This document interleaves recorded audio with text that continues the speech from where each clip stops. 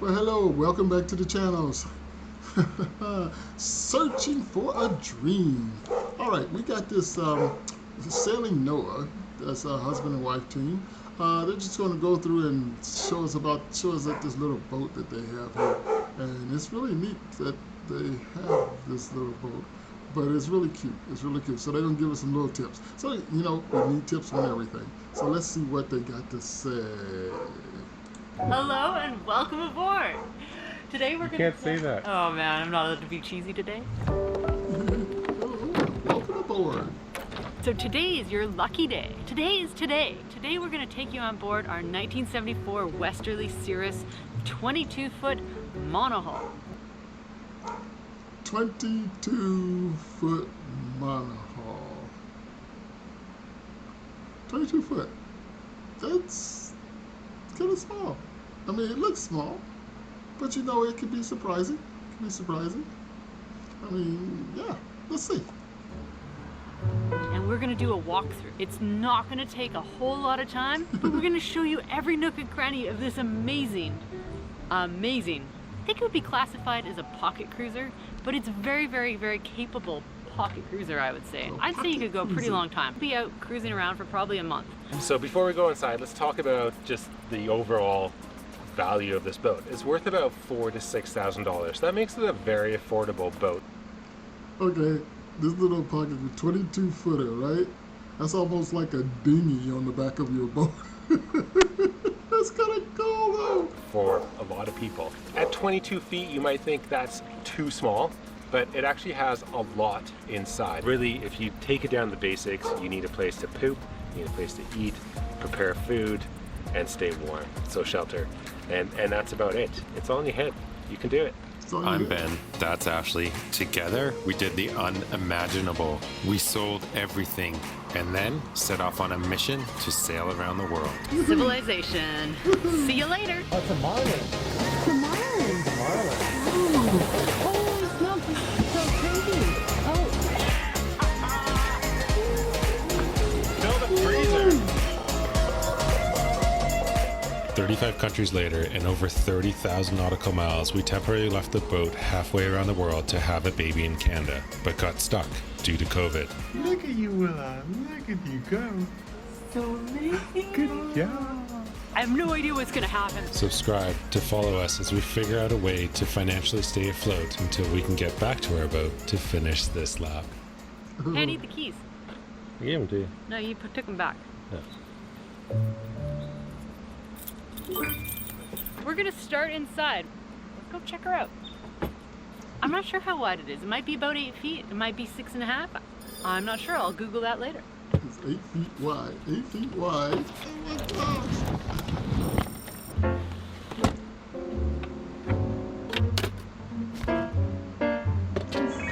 Cute.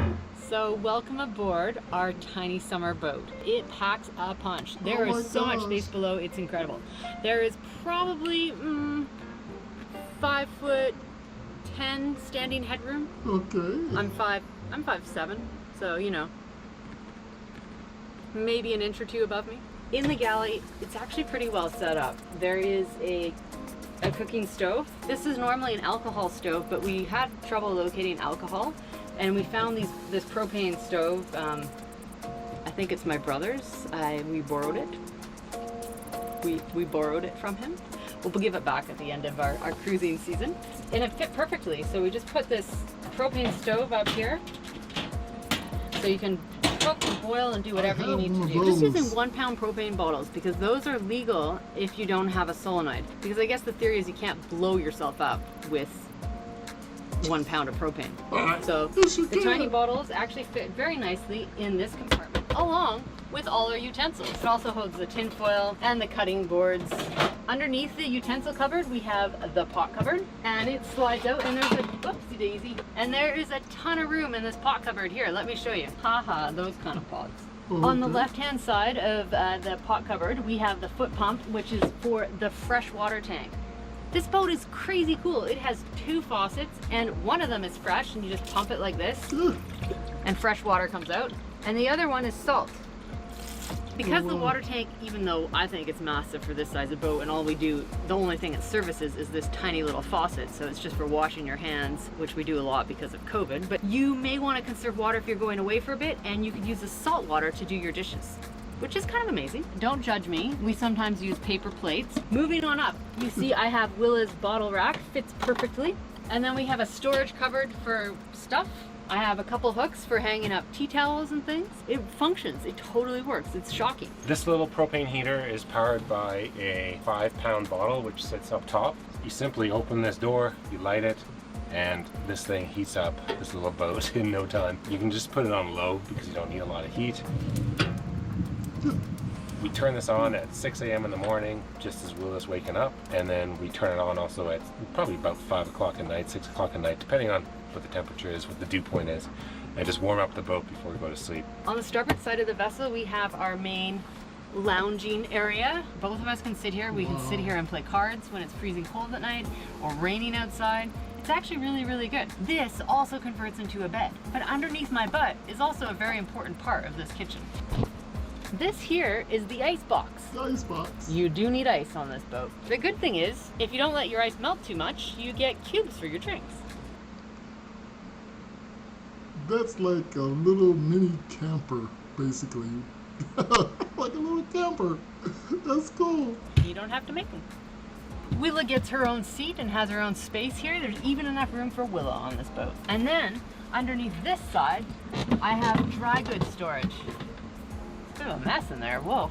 Must have gone sailing and all tipped over. The obligatory pasta, coffee filters, and marshmallows in case we have a marshmallow roast on the beach. I'm gonna pass it off to Ben and he's gonna do the aft of the boat because there's still so much to show on this boat. You know what it feels like? You know in Harry Potter, they pop out their tents and Harry first season, he's like, oh my gosh, how are like 20 of us gonna live in this tiny little tent? Boat is like Harry Potter's magic tent. It keeps going and going. So just watch. Oh, Okay. We currently have one child, and I believe it will stay that way because there's no room to procreate. Is that the right word? Procreate? no room. You like to put that in the film? I can put whatever I want. I'm the captain. No room.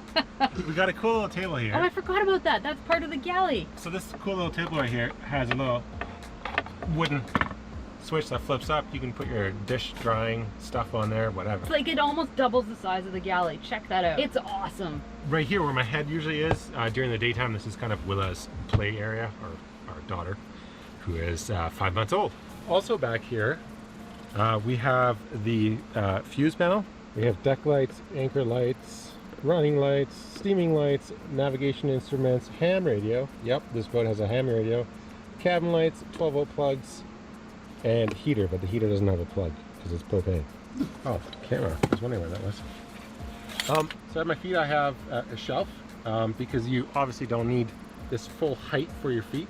But yeah, that shelf holds my beer on one side and then my drone on the other side. I think the previous owner that built this shelf, he must have either been like a foot or two shorter than me or had, I guess, size 9 feet, because my feet basically do not go vertical, so they have to stay sideways, which is fine. After 6 beer, you're not going to be carrying that much. We have a little hammock here which we can put food into or any other gear. The one thing you might have noticed up front is we had a huge fire extinguisher up there and we have another one back here.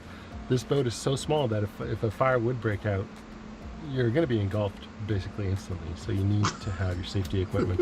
We also have a You will be engulfed instantly. It's so small. carbon monoxide alarm installed to take care of that. Before I get out, you'll notice that there's a ham radio over here. We have a chart plotter, we have a VHF, a depth sounder, and a crazy ass bearing compass from 1960, I want to say. The one thing I've learned is I have to go feet in first and then do a push-up to crawl in. There's not enough height here otherwise. We've had so many laughs on this boat, it's kind of hilarious actually. Now on any boat, well, especially on boats that don't cost a lot, the engine is probably worth the most. Right here, what we have is a 15 horse Beta engine. What they are is a Marinized Kubota, and That is tiny. Oh my gosh. That looks like a go-kart motor. These things truck like crazy. Like they're super simple. Back here you have a little plunger for draining your oil, which is built in, really nice. You got your primary fuel filter, your secondary fuel filter, and that's about it. Wow. Okay, almost done, almost done. Stay with us here. One more small little thing. We have a diesel tank, and on the left-hand side, we just have a lot more storage. There's also more storage in here. So let's go straight up to the bow and I'll start up there. The other super cool thing on this particular westerly, which I think is a pretty custom thing, is that this bed slides out. I know I've shown you this before, but I still think it's really amazing. Nice and sturdy space. This makes this berth like almost like a normal sized twin bed, and you get a kind of, you feel like you can roll around in it. I can even pull Willa into bed with me, and that's amazing. So this is the V-berth area of the Westerly Cirrus 22. I couldn't ask for much more. I do fit here lengthwise. My feet do kind of crawl into this side. You can't complain. It's a pretty cozy berth. And it has now been modified even further to accommodate our half-pint size daughter in her little crib that we've created for her.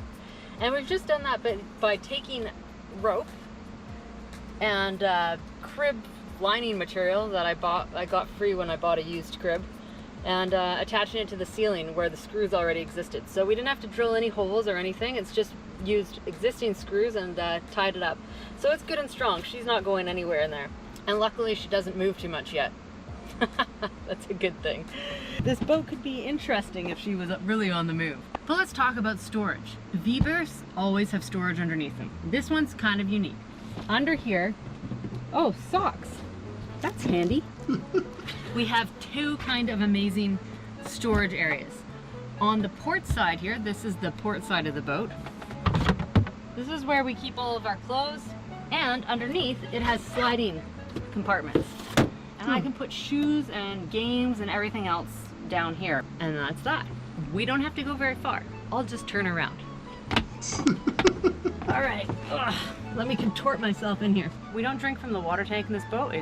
We're not sure of the vintage or the quality of the water. We did put a bit of bleach in it to kind of clear it out. We always carry a jug of water for drinking. Fits perfectly up here, and then we just buy one of these little pumpy doodads. So that just goes on top of this water jug when we start using it, and we're off to the races. That's our water for drinking. So, as you notice, we're still in the forward cabin. And if I ever want to slam a door on this boat, because I feel like if you don't have a door to slam on a boat against your partner, your boat isn't big enough. Watch this. You gotta get in there first. All right, here goes. Yep, slam it. She actually slammed the door. Oh my gosh. You gotta mean it. I mean, when you're living on a 22-foot boat, there's gonna be some things that you don't agree about. But this is really cool. The Westerly Cirrus on the starboard side has a head enclosure, but this head is very, very, very tiny. And so what they do is they actually take the door, closes the head off, and turn it to create a door to close off the whole forward berth. Oh, I'm in. Wait, passing the camera. This is way harder filming a walkthrough when there's no room. So there's still pretty good headroom in this forward compartment, and that's a really good thing, because in this head there is a composting toilet, and you need the headroom to get on the dang thing. So this is our composting toilet, and this is pretty much it for the head. I mean, it pretty much takes up the whole thing. It's also got this wicked pivoting feature that Ben built in. You just grab onto the poo flap, you pull it out, and it kind of pivots. So you're kind of like, you get more room, and then you get your head in, because otherwise the toilet seat lid doesn't actually flip up. So you gotta pivot it out, then the toilet seat lid flips up, and you can sit on the throne. Works great. All jokes aside, has proven to be amazing to have on this boat, because otherwise you're looking to empty a porta potty into something every couple days, or I don't know, if you pee a lot every day. That is amazing. Look how small that is, but you still got room in there, because he's laying there, she's standing in there, and then they have the porta potty right there. think that's awesome. I'm not sure. They don't hold a lot. That's the bathroom. And to get out of the bathroom, you have to sit down on my bed and close the bathroom door. This thing also comes with a tiller, which, you know, some say a steering wheel is better, but the problem with the steering wheel, it's always in the middle and takes up a lot of room. So with a tiller, you can flip it down when you're using it and just kind of let it sit there. And then when you're at anchor, you can put it up and just leave it there and it's out of the way. A couple other cool features here is there's winches. So we use these to pull in the lines for the sails. But they have built-in winch handles. Oh, wow. I don't know why. A built-in winch handle. How come they don't have that on the regular ones? That way you don't lose them, you don't drop them? Why? The pro is that you're never going to lose the winch handle. Right. The con is that this winch handle is kind of always in the way. I don't know, must have come with the boat. The other cool thing this boat has is a huge reel of line, and we use this on the coast of Canada here in deep anchorages where, say this is the shoreline and it's really, really deep. You come in, you back the boat in, you drop your hook, and then once you come close to shore, then you take this line and you tie off to shore around a tree. So a couple more things out here. We got 2 cockpit cushions. They're vinyl. They don't soak up the rain. Kind of nice. And then underneath these, we have 3 compartments back here. They are super deep. You can throw so much stuff in here. I don't think that actually does it justice. So hold on 1 second here. Just to demonstrate, I'm 6'4", and I can basically. I might be able to get in, but I might not be able to get back out. But check this out. That's incredible. Wow. I can actually fit in here. You could smuggle a small human. Wow. Or a very large man. He's 6'4". For a short period of time. So there's another compartment under here and another one under here. And that's where we keep all our ropes, fishing gear, downriggers in there, and umbrellas, chairs for going ashore, just tons of other stuff. Extra water containers, extra gas containers, that kind of stuff. So our mainsail right here, we just got new from Precision Sails. It's pretty cool. It's a gorgeous sail. But what you'll notice is it's been rolled on the boom. And that's because this boom is has a roller in it. So you put this handle in, and then you can like turn it. What?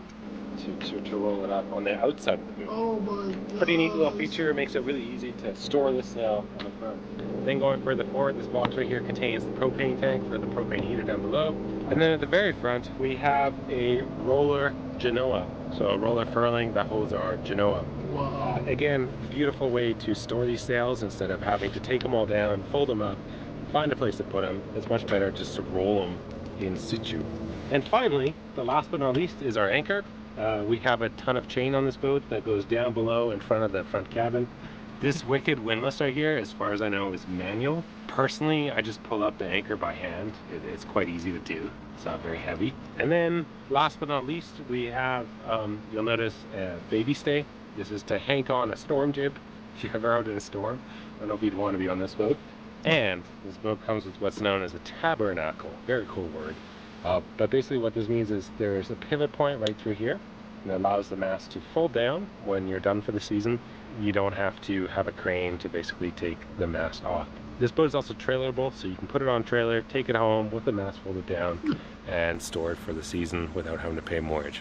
The only thing is, you might miss, you know, that little snuggle with your partner at night if you like to do that kind of thing, because you're definitely sleeping in separate beds on this boat. There's no room for that double bunking thing. There's no generator, there's no solar panels, so that's the other thing that you might want to add to a boat like this is a bit of solar or something to help you charge those batteries. Where you gonna put it? There's no room for solar. Look at the roof. You can't put one panel there. That's amazing, though. All they run is the lights inside, really, and to charge up your instruments and your GPS and stuff. So thank you for joining us on our tour of our tiny floating home. We've had some absolutely epic times on this boat already. So it's all you really need to get out there. It's a fantastic boat to get on the water. You've got everything you could possibly need. We've had so many laughs on this boat. It's been incredible, partly because it's smaller than a regular sized boat, and I think it's actually added to our experience. It's made it more unique. more fun, more memorable. But the fact of the matter is we're getting into these anchorages, we're getting to islands, we're going out and exploring, and we're having a blast. We've done so much hiking and guncoling, I guess they call it, where you go into these little bays. And we can't wait to take you along to see some more. And maybe you could get into one of these. Something to consider. It's a great way to learn how to anchor. It's a great way to learn how to sail. The costs of maintenance, the costs of repairs are going to be significantly less than a big boat. Wow. So we hope you enjoyed our tour, and stay tuned because we're about to set off adventuring again on this little wee thing. Stay Oh my gosh. Isn't that just amazing? 22 foot. It is 3 of them on the boat. And it's just like a big boat basically, but it's just more compact. See, I'm just wondering how the waves out there are gonna rock that poor little thing like a tub in the ocean. Oh my God, that's so cool though. So, thank you for watching. I think there's another, oh, you know what? There is another boat out here like this, and I am going to do that one too because it's trailerable itself and it's small, and I'm just amazed. Just amazed. It's like a trailer, basically. You know, it's like a trailer you can hook on the back of your car and take off with, but you can go island hopping. Thank you for watching Searching for